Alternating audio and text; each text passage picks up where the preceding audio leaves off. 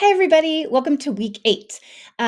This week and at the end of last week, you are working with a text titled Should Writers Use Their Own English?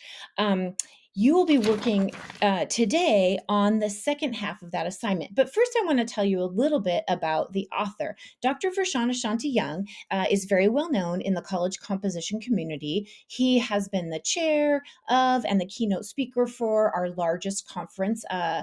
Over the last few years. Here is a picture of me with Vershawn Ashanti Young and his daughter at that conference a couple of years ago. Okay, so last week you were talking about what Vershawn Ashanti Young's article, Should Writers Use Their Own English? You were talking about what it says. What is the content? What points does this author make?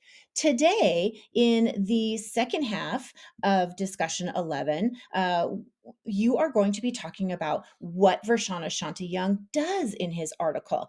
I really love this article for a number of reasons. You can, of course, read it for its content, but you can also read his article for the academic writing moves that the author makes in his text.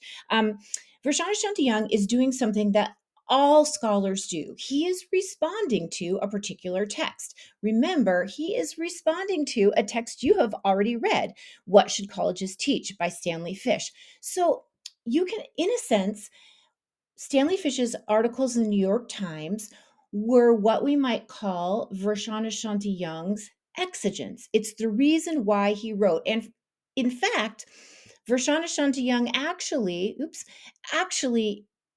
puts an entire quote from Stanley Fish's articles at the top of his own because he's showing us very clearly what he is responding to.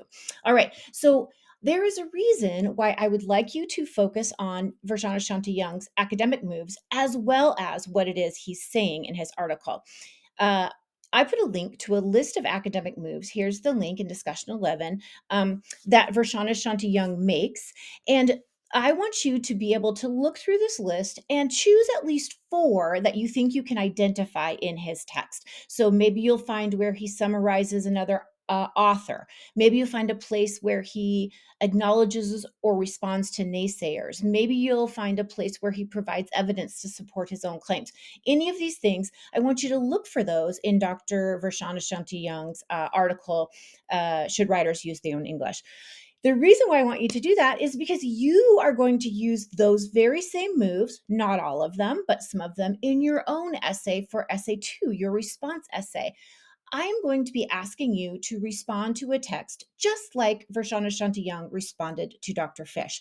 Your version will be much shorter, but in a sense, you'll be doing exactly the same thing. Now, when I mention essays, sometimes people tend to get a little anxious, and I don't want you to get anxious because likely in the discussions that we've already done, discussion 8, 9, 10, and 11, you probably already have a draft for essay 2 just sitting there in your posts. And I say this because what you were doing in discussions 8 through 11 was responding to texts, the very thing I'm asking you to do. Now, today's job is simply to go through Vershawn Ashanti Young's article, Should Writers Use Their Own English, and identify his academic moves. Okay, and actually talk about one move that you might want to try in your own writing. But Friday's assignment is actually going to help you if you haven't already felt like you have enough writing where you've responded to a particular text. Friday's assignment is going to really kind of make that easy for you and lead you through steps that will actually help provide you with a draft for essay 2 if you want it to be. So I just want you to keep that in mind.